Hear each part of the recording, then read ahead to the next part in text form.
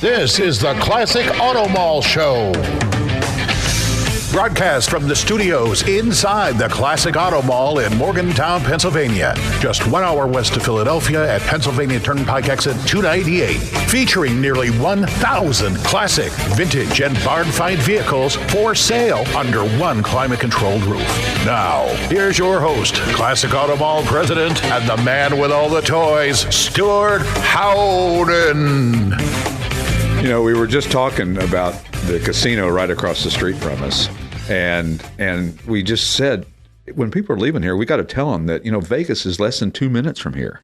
That'll be their new tagline. Yeah. You can be there in 2 minutes. That's the problem. It's so close, and it's right here. And it's like, you know, you went from Morgantown, nothing to do. Literally nothing to do. I guess the public library, you could go there, which it seems public libraries must have a tough time now with the internet. But they're coming back in a lot of cities. That's good. They should be. I think it's important. One of my most fun times growing up in East Tennessee was the the Lawson McGee Library in downtown Knoxville. And you could go there, and I mean, you could go down rabbit holes like, you know me, I love to go down rabbit holes. And so it was amazing, the stuff that you could learn about businesses and cars and stuff that wasn't readily out there. You know, you could say, I had a buddy of mine that I met one time and said his family, you know, was the founders of IHOP, and you had no way to prove it or disprove it. Right. So they were like, golly, that's cool. And then they started renting VHS tapes and then DVDs. Oh, wow. Yeah. I don't have to go to Blockbuster anymore. How cool is this? So, yeah, it's got to be interesting. It's nice that they're making a comeback. So, show number 146, here we are. We've had some great guests on, and we have another great guest today we'll get to here in just a minute. But where do we sell cars to? Hey, how about the past week, 23 cars we sold. Wow. Cha-ching. How about Canton, Georgia, Dexter, New York, East Rochester, New York, Scranton, Pennsylvania, Birdsboro, Pennsylvania, Madison, Indiana, Newtown, Pennsylvania, Terre Haute, Indiana, got that right, yep. Greencastle, Pennsylvania, Orrville, Ohio, Dumas, Arkansas. Almost said it, didn't you? Yeah, Pipe Creek, Texas, Pennsburg, Pennsylvania, Sylvan Lake, Michigan, Miami Beach, Florida, West Deptford, that's a tough one, New Jersey, Shickleyville, Pennsylvania, Beach City, Texas, Cujamalpa, Mexico. Wow. Yeah, guy bought a Harley from us from Mexico. Chester, New Jersey, Eagle, Colorado, and Hebron, Maryland. Okay, there's a Hebron, Indiana. I don't know. And there's Hebron also. There's all of those things. So, you know, thank you. Yeah. You know, we can never predict where cars will be sold next. And it's funny because when you go through the list, when I see the individual sales come over my desk, I don't think much about, that one went to Texas and that one went to California. But the most cars that we sell, obviously, are to Pennsylvania. But the second biggest state for us to sell cars is California. Wow. And then Texas and then Florida. So, and you'd think if you were in California that you might be able to find a 65 whatever closer, but apparently not. Apparently, you need to... Or not the right one. Or not the right one. Because these are all one of one in so many instances. The cars that we have in inventory, you could narrow them down to one of one if you figured out all the different things that have happened as they've been restored or amateur restoration or upgraded brakes or wheels or tires or whatever. And so... You know, hard to find another one necessarily. And if you're real specific, because, you know, grandpa had one, dad had one, whatever, and you want one that's an exact color, exact transmission, exact engine, might be difficult to find, even in car crazy California. Yeah, so. I knew a used car guy that said, you've got the only one. New car dealers they all have the same one. You've got the only one with that miles, that color, that amount of either dings or no dings or whatever it might be. How'd you like to be a dealership and have 57 Toyota white Camrys? How'd you even keep up with one was missing? Yeah. Believe me, I did that for a while. Yeah. It's not easy. Yeah, wait a minute. Is there 57 or 56 out there yellow right now? neons. Oh, my God. Neons. Well, those cars don't have much of a shelf life. I don't see many of those on the road. You see them in autocross, though. Yeah. You know, the SCCA stuff, a lot of people drive neons. And I think they're just an inexpensive car that you can modify. And it's got a nice base starting price of cheap, if you will. And I don't mean cheap in cheap terms, but it's a way to get in the hobby, and you can do some modifications to the cars. And there's lots of little mods you can do to a neon. So and nothing wrong with that. We don't look down our nose at neons. The most fun is to spend other people's money. And I went to when I was the used car manager for a big dealership in Philadelphia, I spent $175,000. I bought 10 neons And a Viper. And How is that for the spectrum? I like that. How many neons could you get for the... it's the math you don't want to know. We have a wonderful special guest in the studio with us today. It's nice to have somebody here with us. Normally, we have people either on Zoom or on telephone, or they're across the country, and we're making them get up at crack of dawn. But absolutely didn't have to do that today. Joe Ligo is here with us, the documentary producer and... What else is your title? Director also, aren't you? Sure, that works. Joe Ligo, AMC documentary producer, the Last Independent Automaker, which was AMC, right? Yes. Yeah, thank you for having me. This is great. Yeah, great to have you. And we've been talking for a while. You and I met about a year or so ago and had talked about this project. And, of course, you got to understand that I hear about daily somebody's got some this or that or other, and 99% of them turn out to not be more pie in the sky. Oh, we're going to try to do this. You have really followed through this to the point. This is full time for you, right? Yeah. This is a full-time job, and the goal is to have the series. It's a series. It's 6 half-hour episodes, and we're currently in talks for distribution. It'll be on public television on your local PBS station in the spring of 2025. Nice. And of course on streaming too. PBS has an app for all the smart TV and iPad people. Sure. So if you don't have an antenna, you can still watch it.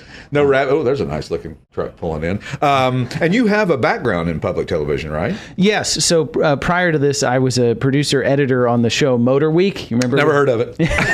No. With John Davis. Yeah, what a great show. It was on the air before there was anything automotive really on the air. The only thing car-wise you saw during when Motor Week started was maybe some races every once in a while, but there wasn't a lot going on television-wise, car-wise. Yeah, they were one of the first big car TV shows, and they're still at it. Coming up on like 47 seasons or something. That's so cool. Yeah, so I worked there for a little while and then worked at some other shows in the public television world, but then launched this project out on my own with the goal of already having a great relationship with the public TV world. I'm glad to stay there and work with them because this is we were talking earlier, there's a lot of documentaries out there, but we really are dedicated to telling the real history of this company, of American Motors.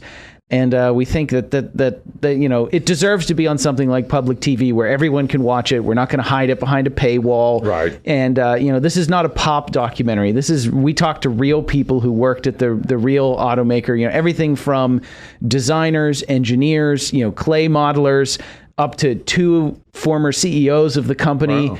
And including probably close to 24 folks who worked on the assembly line. And, so great for them because they were probably underappreciated and never thought that they would get much chance to tell their story of the interesting things that happened on the assembly line, on how the process worked, on all of that stuff because, they're kind of the low guy on the totem pole, but they're not. They were so important to any kind of manufacturer and especially to American Motors because they had to come up with some special tools back then too, right? Right, absolutely. I mean, it's, I grew up on a farm. I've worked hard before, but assembly line work is a whole different bear. Hearing these folks talk about the way it was back in the 60s and the 70s, I mean, no air conditioning, 8 hours a day, back-breaking stuff of, loading 200-pound lift gates onto a hoist and then, screwing them into the car and then doing 60 of those an hour or something. And with nobody, there's no on-off, right? I mean, it just keeps coming. Right, and that was one of the guys we interviewed said, he started out, he was I think one of the clips I sent you, he was a Polish immigrant who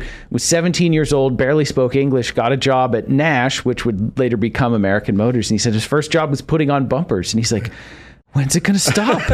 When's it going to stop? It's like I finish a bumper, the next bumper comes, and doesn't stop? And he said it was just for a 17-year-old kid, he had no idea. If you've ever done any kind of repetitive type job, it's very. I did help my buddy do something. He was the long story is nothing of any interest, but it was that repetitive job that doing all day long. It's like you just zone out eventually. I think you just get into this place where you just do whatever it is. I would think that nowadays, there's not as much of that obviously in the assembly line because a lot of it's computerized and robots and things like that. But there still are human beings there that are doing these type of jobs, and I'm sure there's certain things that just won't work unless somebody physically has to do it. Right. And so we're really proud that we got to include their stories, as well as, we've shot over, I think, close to 50 interviews. Wow. So it's really cool to follow a car from the design sketch of the person who said, the stylist who said, well, it was my job to sketch out the design for the 65s. Right. All the way down to the people who worked on the engines and designed, did the engineering, to the folks who assembled them at the plant, to the folks who sold them for a living. Right. So all of that's important. Yes. All these people played a huge role in, people think of AMC as a small automaker. They always preface it little AMC. But, over the course of 30 years, they built 12 million vehicles. I mean, that's not nothing. Right. That's a lot of cars. Well, and I think that a lot of people don't realize that Jeep was a part of that, and there was a lot more moving parts to it than people realized from back in the day. But you can only imagine that those guys. Of course, the nice thing about back in the day is the guys that worked on these assembly lines made a really good living, relatively speaking. Because they had the union that helped them with their wages and their time off and their benefits and all that. And a lot of them, the husband worked and the wife stayed home, and the kids, they put the kids through college, and they took 2 vacations a year. And all of that happened from the guy working just on the assembly line. So, hats off to them to be able to do that. Right. It's for people who were local to that, AMC's biggest factory was actually not in Detroit. It was in Kenosha, Wisconsin. Mm-hmm. And to a lot of those folks from Kenosha, I mean, it was a life changer. Sure. Being able to work there. And that's one thing we're really proud to include in the series, is it's not just model years and engine sizes. There's real people there. Mm-hmm. It's a real people story. I think that's as important with what you're doing as with what we do here, is that part of it is the story of the car and the history of it, not just what size is the engine, what's the rear end, what's this, but the real backstory on the car. Because every one of these cars has a story. Every car in the parking lot has some kind of story. It may not be very terribly fascinating at any given time, but there's a lot to be said about cars, because cars are such an important part of our life. The American way. I mean, if you think about that, my gosh. Yeah. Everything that you did in your life revolved around a car.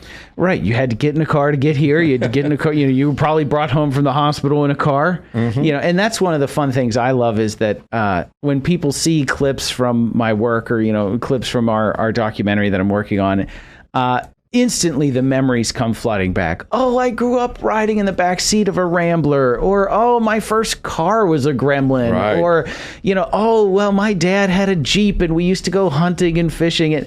And so that's what I love that. I love hearing people tell me about their, oh, well, we had one of those and I remember this and that. And then it's so much fun. Well, that's what happens when people come in here and they realize that, oh my God, there's so many memories here. When we return, we'll continue our conversation with Joe Ligo, the producer of the Last Independent Automaker, American Motors Corporation, in just a couple of minutes. The Classic Auto Mall has more than 1,000 vehicles for consignment in our huge 8-acre climate-controlled showroom. It's a real indoor mall. If you'd like to know all the advantages of buying and selling a car through consignment, the information is available on our website, or you can talk to a classic car specialist who can answer all your questions. It's easy, safe, convenient, and it doesn't matter where you are. We sell worldwide. See our huge selection of classic and collectible vehicles at classicautomall.com. We're back with the Classic Auto Mall show from the Classic Auto Mall studio in Morgantown, Pennsylvania, on a beautifully whatever day it happens to be whenever you're listening to this. Oh, you know what's coming up this weekend is the Philly Concord down in Philadelphia. Yeah. So if you get a chance, go check that out. That's happening. If you're listening on America's Web Radio, then you'll know that that's tomorrow would be the June the 23rd.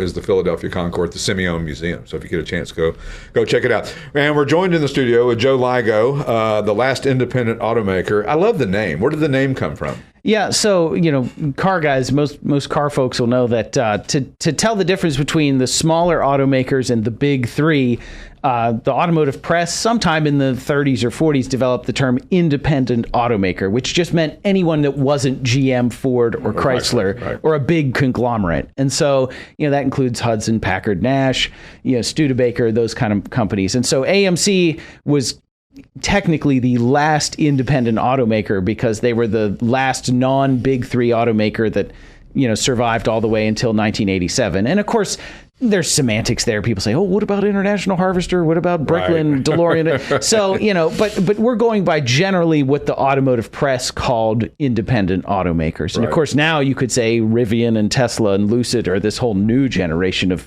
100% independent automakers. But AMC really was, after AMC was bought by Chrysler in 1987, there were 3 U.S. automakers left. And that was it. Was there ever a thought that orphan would come into the title of it? Because that's somehow that we call cars that are no longer with us orphan cars, whether it be Pontiac or... Right, yeah. You could totally describe AMCs as orphan cars or an orphan automaker, sure. But there's something about, I think, independent is when you look at the company and the type of people who work there, there is certainly this spirit of doing things differently. Right. The one CEO, Roy Chapin, called it their philosophy of difference. Yeah, I love that. So when you do a documentary, it's like creating a logo. How do you figure out when you're done? How do you let it go and go, okay, I'm not going to touch another part of it?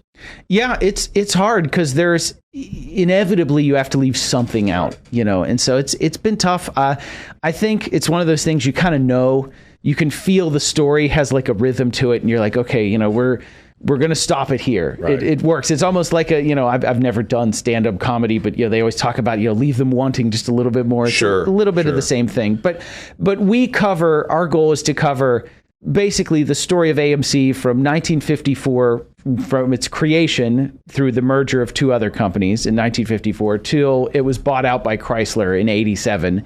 And so we had a little bit of context both at the beginning and end. We talk about some post-World War II developments in the industry, and then we kind of talk about the after effects of AMC into the 90s, because Chrysler continued to sell AMC products right. They sold the Eagle, and then they sold, the Jeep Cherokee XJ, the ZJ. They sold those well into the 90s and even the early 2000s. And so, you see the Jeep 4-liter inline 6, that's an AMC motor. Right. That is the stuff of legends, carries on well after the company disappeared. Yeah, and Jeeps are, if you look at them today, they are just so ubiquitous with they're just everywhere. Jeeps of all types, not just the Wrangler or the CJ or the ones that we all grew up, or the Grand Wagoneer, which is still on my list of things I need to own for whatever reason.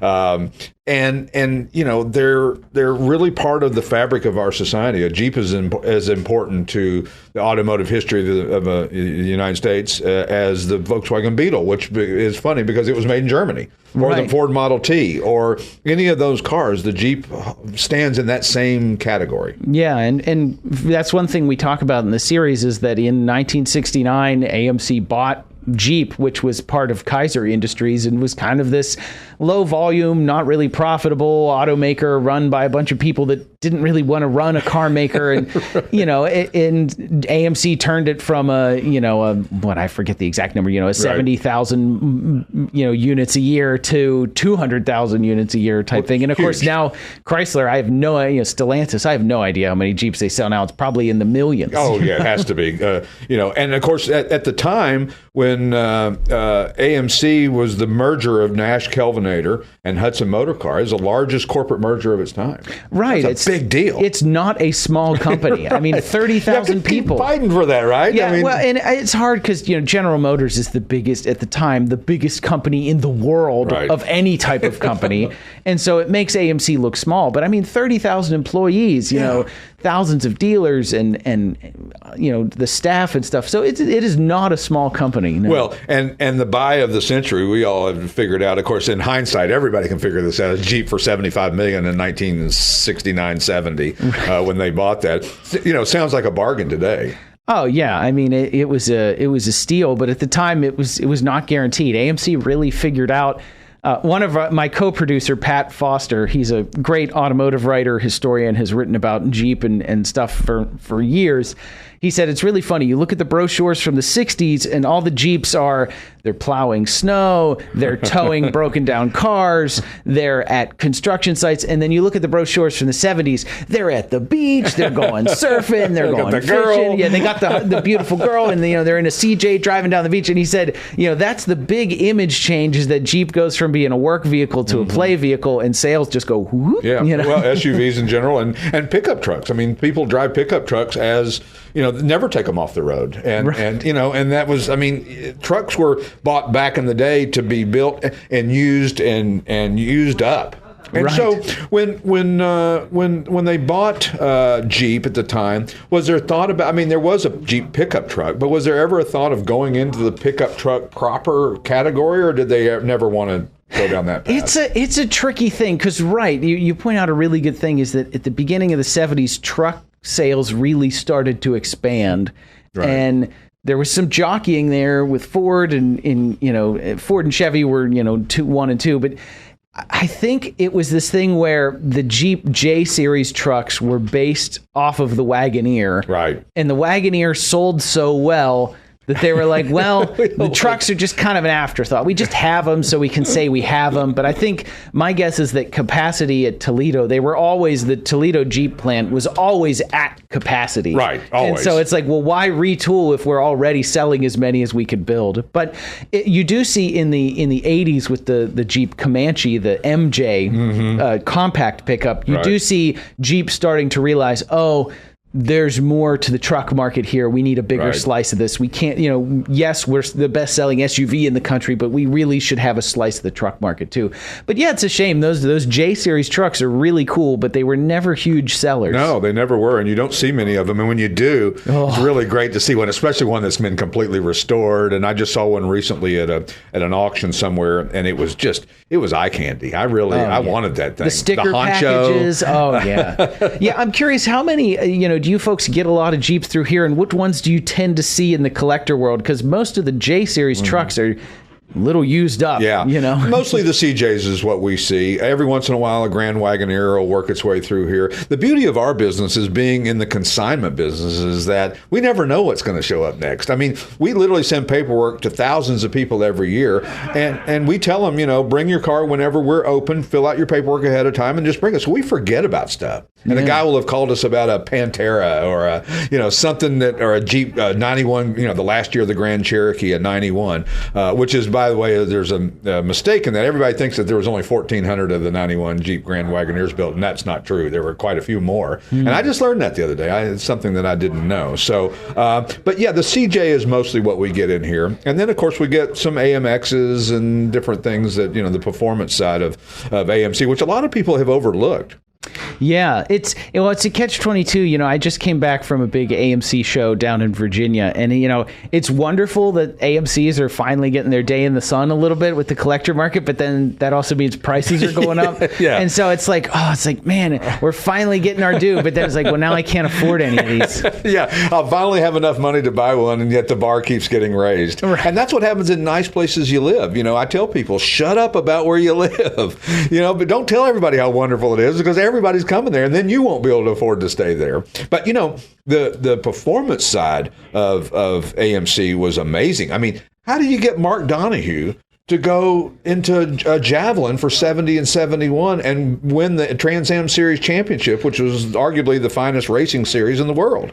Yeah, it's funny, the performance side of things, AMC, I don't know if there's just something about that underdog spirit really captures the public's imagination. And I think it's probably one of those cases where, Roger Penske maybe got a little more leeway with AMC than he would with the big three, probably fewer rules, a little more hands off. And, it's probably one of those things where AMC didn't have a lot of experience in motorsports, so they were kind of like, yeah, we'll let you do what you want, Right. Didn't know what to ask for, Right. And so, and they had, I'm trying to remember the exact dates, but, they had raced some with Ronnie Kaplan. Right. And, it was okay, but they weren't winning a lot of races. And so that switch to Penske and Donahue really was like a big game changer for them. Yeah. In 70, the 7 out of 9 races they won. Right. That's almost unheard of. And, the red, white, and blue cars, it's just, you can't beat it. When you see these photos, or even in some of the stuff we've dug up for the documentary, we found actual film of Trans Am races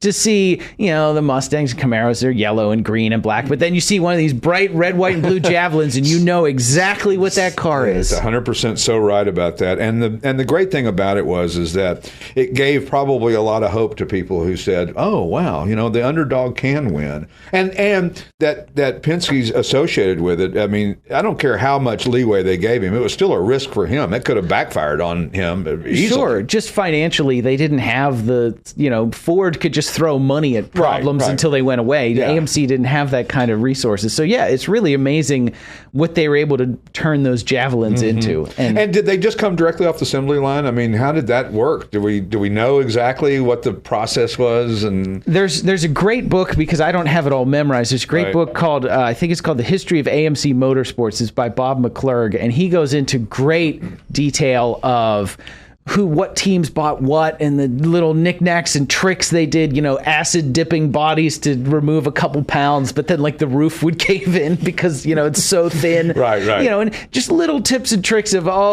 putting baffles in the oil pan because, so all kinds of stuff like that. It's a motorsports, it's funny. It's the thing we remember the most, but in terms of the balance sheet, it's a little bit of a blip in AMC's history. It's funny. They would sell, more, I forget the exact number, but they sold more Gremlins in 2 years than they would sell Javelins in an entire generation. Exactly, and AMXs combined, probably. Right? Yeah, they sold more Gremlins in 1 year than they sold AMXs total. Yeah. And so it's funny. It's the. Yeah, as they say, win on Sunday, sell on Monday. Guys would see a Javelin win, go into the showroom, and walk out with a Gremlin instead.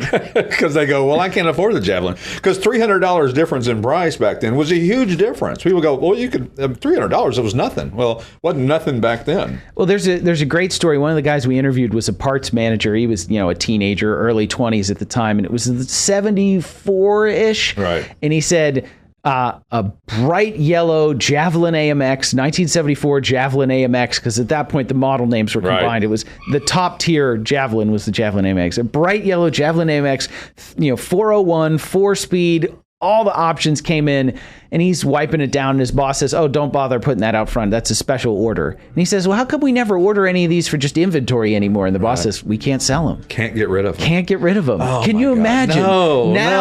Now, but he said it was the case that, gas, the oil crisis was. Yeah, there's a lot of reasons why it was difficult to sell those. So when we return, you got time to stick around for another segment? Absolutely. We're having too much fun talking here. So we'll bring Joe back for segment 3 when we return to the Classic Automall Show. Talk to you in a minute. Whether you want to buy or sell a classic, collectible, or special interest vehicle, you need to visit the Classic Auto Mall website for more information. If you're looking to buy, you can easily search our inventory of more than 1,000 vehicles on the web at classicautomall.com. And we're back with the Classic Auto Mall Show from the Classic Auto Mall studio. Don't forget to go to our website, classicautomall.com. You can see all of our new inventory, which maybe we'll get a chance to talk about today, or maybe not. We're having so much fun talking to our buddy Joe. So AMC has made a bunch of interesting cars over the years, but arguably they may have made the first muscle car.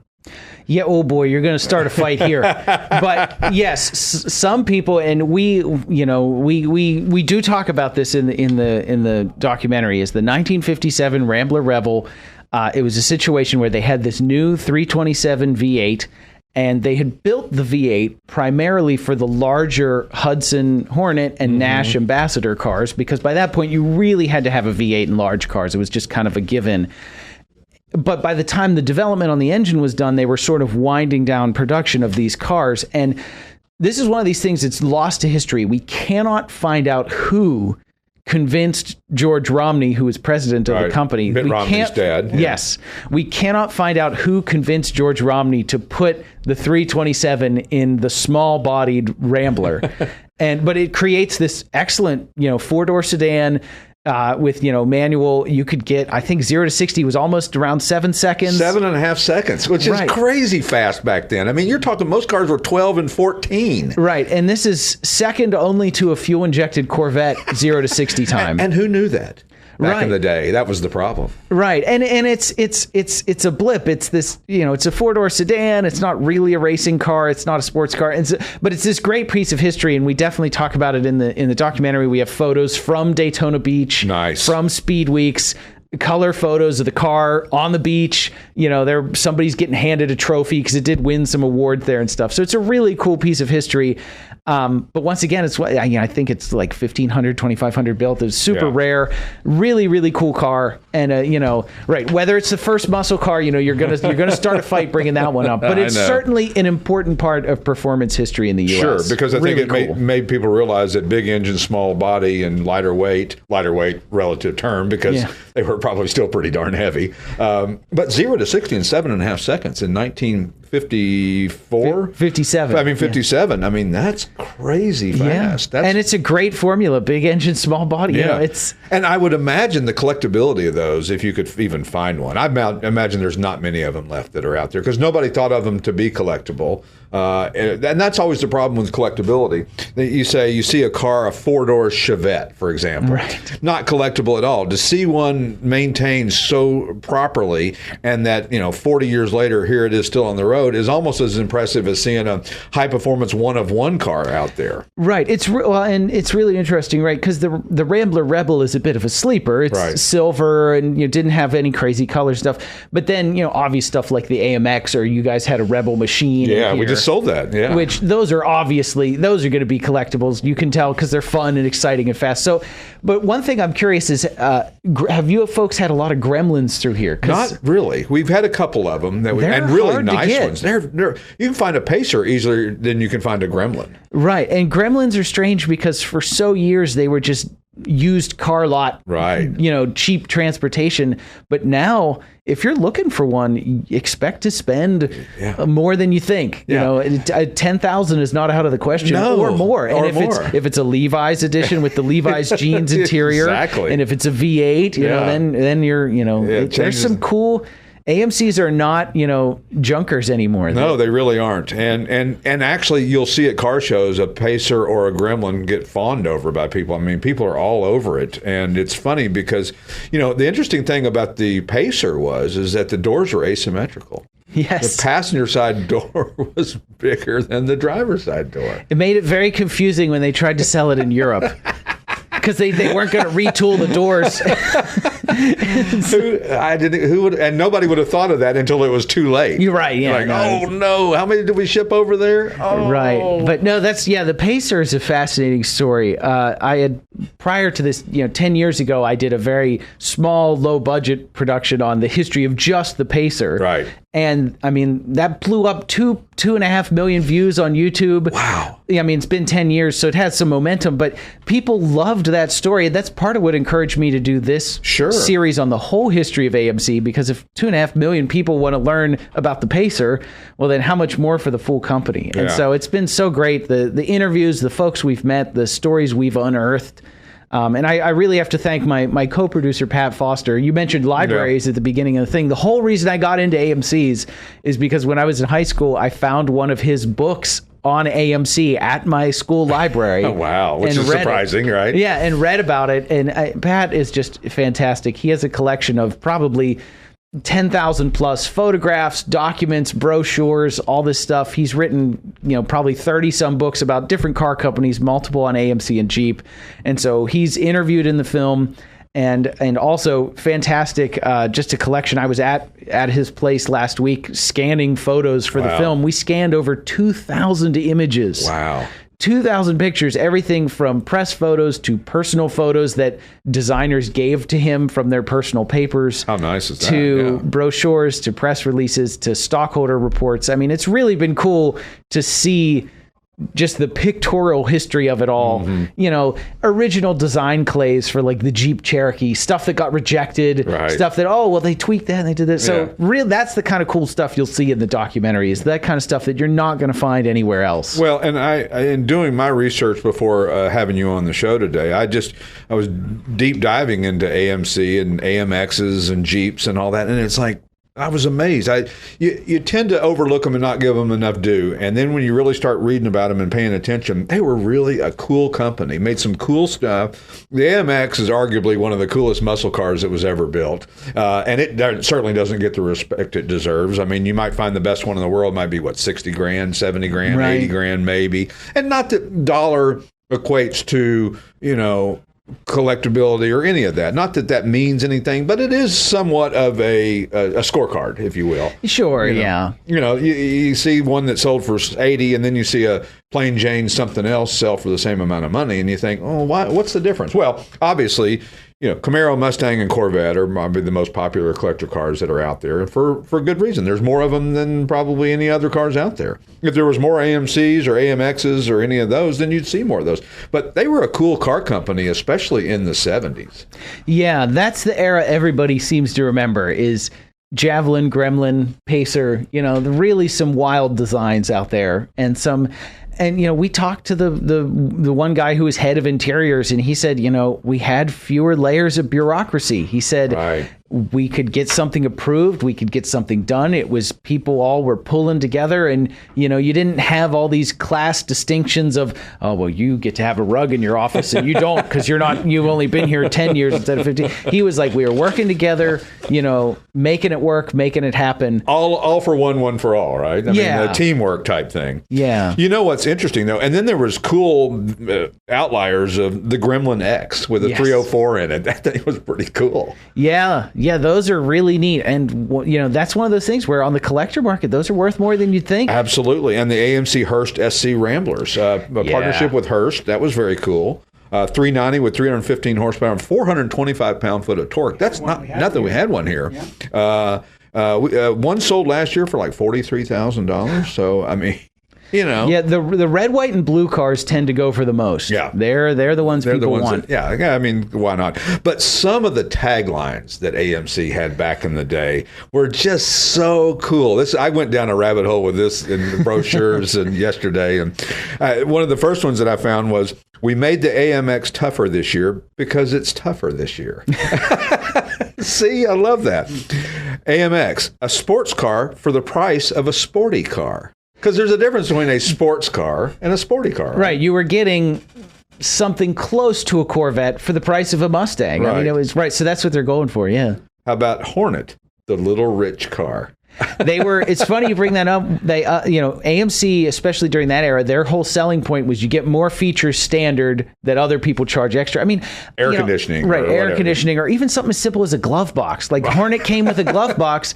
It was an option on like Maverick, and people forget how much a base model was a base model. Yeah, and roll-up windows. You get something like, you get a carpet and a glove box for free, and, you're really living. Is glove box, was that just because a place to put gloves, or where did the name come from? Does anybody know? I guess a place to put your gloves. Yeah, now it's just where you keep the manual that you never read, Or they won't fit in there, right? How about...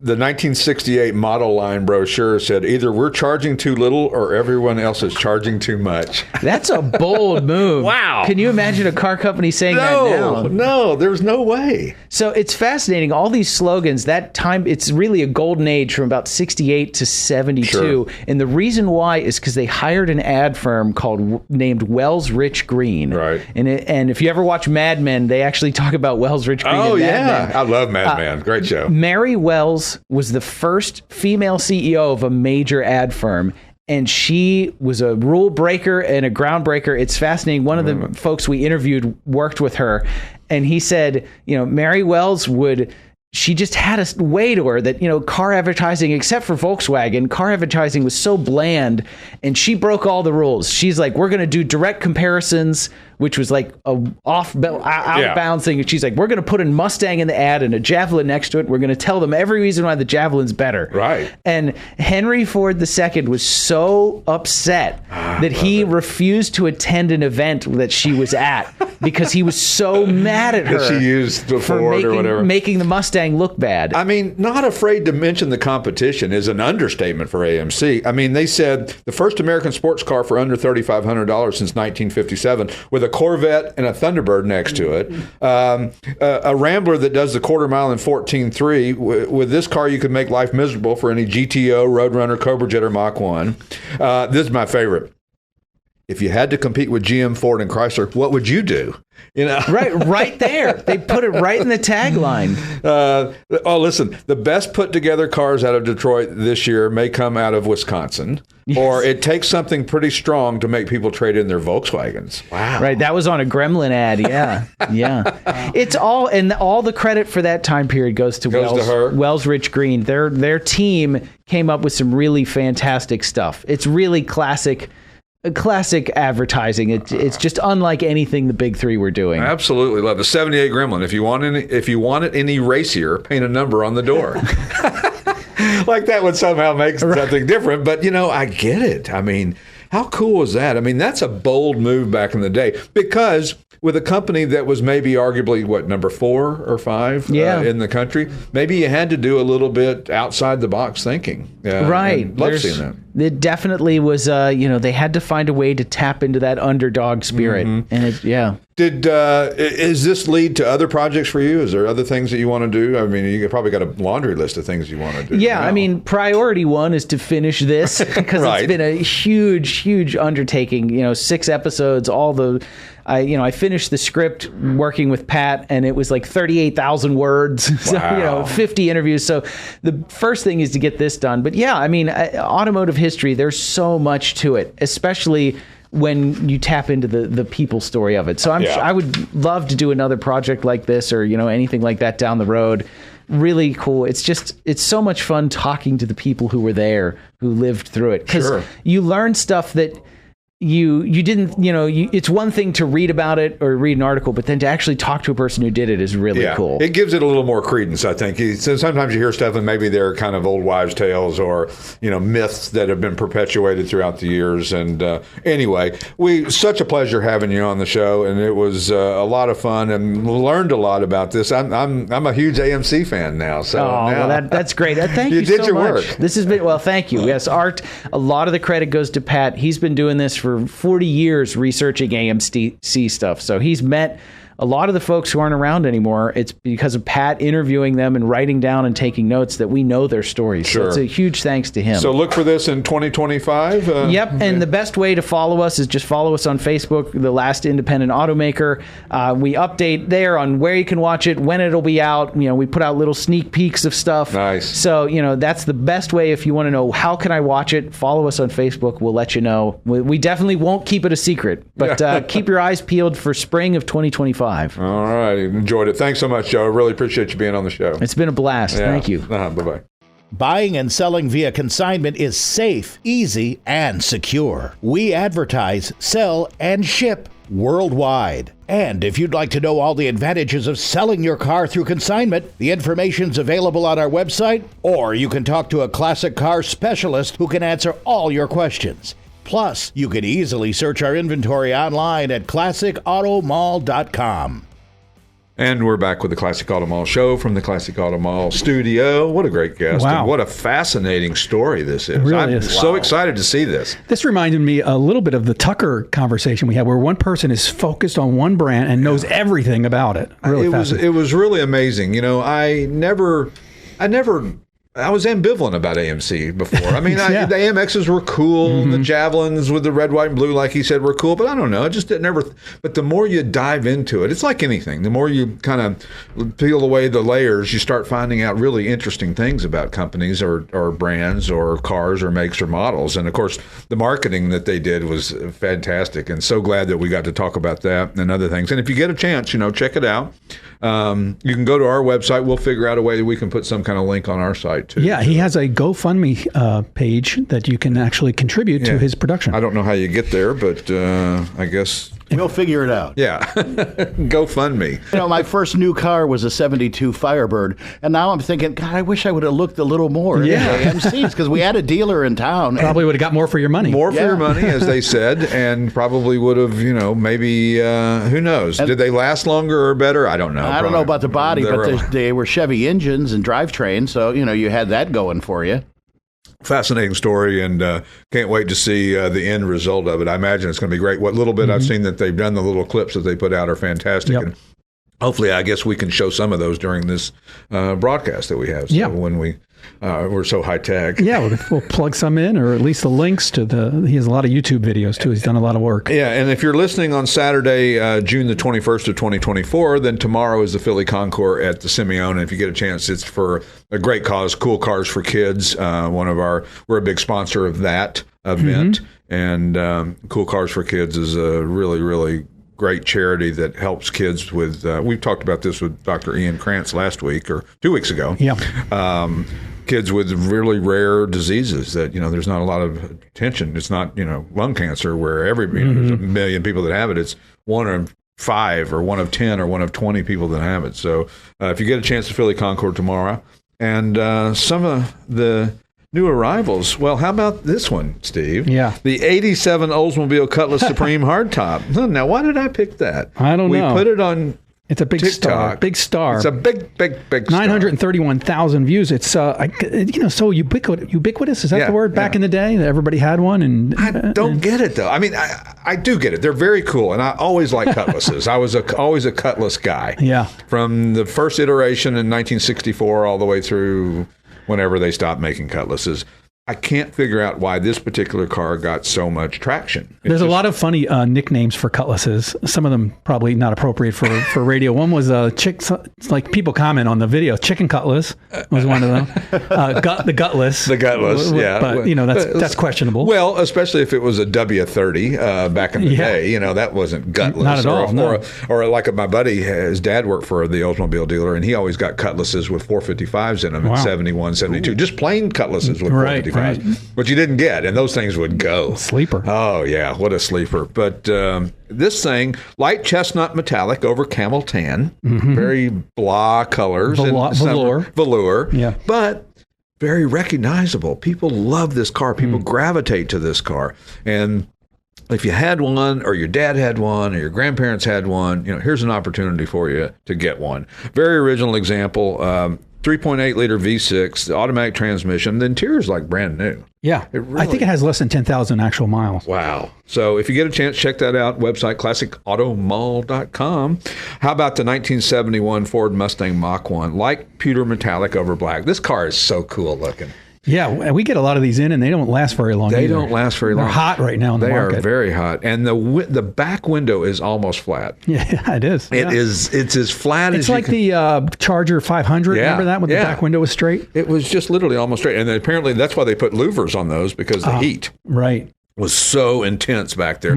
Same with the Pacer. We were just talking about the AMC Pacer, the greenhouse effect that they had with all that glass. I mean, it's like a bubble top. People thought bubble tops were cool until they rode in one in the summertime. You're like, oh my God, I'm like in a furnace. Yeah, a lot of windows. Yeah, a lot of windows, extra windows. So you had to watch for that. So this Mustang Mach 1, light pewter metallic over black, is probably the most iconic color for a Mach 1 that there is. It's something about that color combination that just...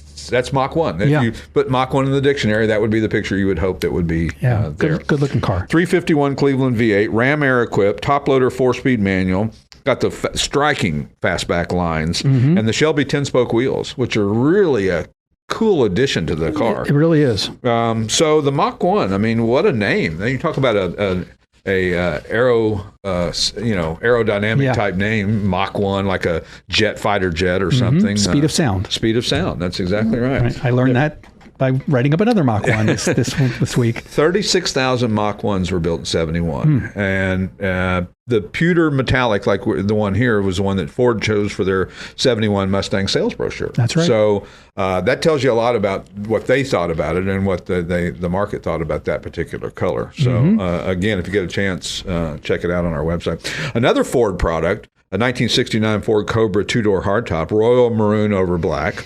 R code 428, one of 3,900 built. This thing was a screamer. This thing was straight line. Thank you. Here's a screamer for you. This thing was like a wolf in, you talk about wolf in sheep's clothing. It really was, You yeah. know, this thing was. It's so pedestrian looking. It's got, It is very few little pedestrian. features that give it away, but man, it just looks like a regular car. I would imagine a lot of people would see that and not have any idea Right. that it's of anything of any significance. It just looks like an old cool car from the 60s. Yep. You know, what would be special about that other than the 428, the close ratio top loader manual, R code, 51,000 actual miles on this car. Yep, Cobra Jet. All in a quarter mile at a time. That's right. That's right. Doesn't sound like a lot until you start doing the math. And then you go, oh, well, maybe that's a little more. But this one's been redone, obviously. And very, very desirable, rare, potent. You fill in all the adjectives you want on this particular Great car. And now for something completely different. The 1952 MG TD Roadster, cream over red, 48,000 actual miles on this car. Upgraded to LED lighting, which, you know, is people don't think about very often in classic car world. Some of these cars are very difficult to see at night. And if I have cars from the 90s that are tough to see. I mean, lights have come a long way. They've come a whole long way. And not only the headlights, but the tail lights even more so. Yeah. Because somebody's coming in up, hot on your tail and they don't see you, or it looks so small that they think you're further ahead than you are. Yeah. The depth perception kind of gets... That's an important with a car like this because it's a tiny car. Yeah, you get run over by this and you're going to know it. Yeah. This had it has a 1250cc inline four, rebuilt SU carbs, new top and tonneau cover, and a 4-speed manual, which in 1952 was kind of interesting, a 4-speed manual. Sure. There weren't quite as many most of them were 3-speed if they were manual, and the 4-speed with MG did kind of change the marketplace a little bit. Which is why so many of them became race cars. I mean, really hobby race cars. You know who drove one on their? You know who drove one on their honeymoon? You? Yeah, no, JFK and Jackie. Oh, that's right. And Marilyn Monroe and Cary Grant drove one in the film Monkey Business. That's right. And Elvis has been photographed. That is true. One. There is an entire website dedicated to celebrities driving their TDs. And James Dean, Ronald Reagan was in it. I mean, he did the who's who of back in the day. Yep. And also a local legend, Bob Holbert. That's right. Where your dad worked. That's it. And he also worked at AMC too. He worked. Man, like I said, my dad's gone, so I can't really ask him. But he didn't hold the job down too long because I remember Volkswagen and what is it, a Corvette? No, Ferrari. it's a Ferrari. Corvette. It's a Ferrari. I can't see on my 360 glasses Spider, on. Yeah, Grandpa. C8 looks like a C8. It does kind of look like a C8. But the 360 Spider, it was underappreciated in Ferrari world, but is really starting to gain some traction. And you're seeing it just like the 308s and the Mondials and all of that. Yeah. That rising tide of Ferrari world is lifting all those ships. Sure. Anyway, we were talking about an MG and went to that. So Bob Holbert was sold and serviced MGs and one of the first kind of import type shops in the country. That's right. Absolutely. How cool is that? Very cool. Yeah. So good for Bob Holbert. How about the 1969 Chevrolet Camaro Z28, Daytona yellow over black, long-term ownership, numbers matching 302. I think this one might be sold. I think you're right. Or we have a deposit on it, maybe. Muncie M22 manual. Got a complete photo book of the restoration. And that is so important.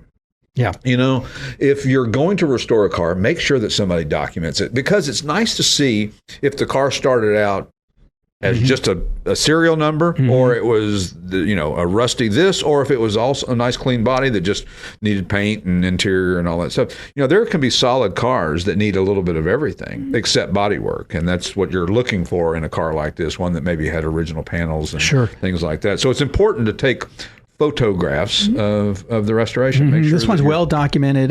It sat for a long time in the consignor, and then he restored it over a number of years. I think it is sold, however. Right. And, or deposits. Yes. And last but not least, the 67 Plymouth Barracuda Formula S Fastback, ruby red metallic over black, another low mileage, 45,000 actual miles, which was, is not a lot of miles today.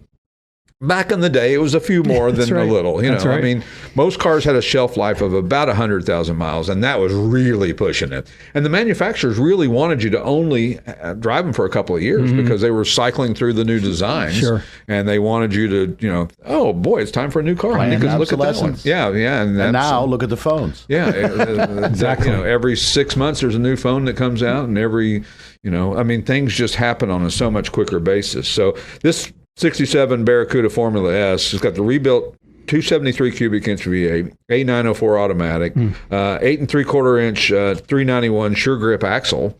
So these things, sure grip, I love that. It means it's going to grip. Like posi traction? Yeah.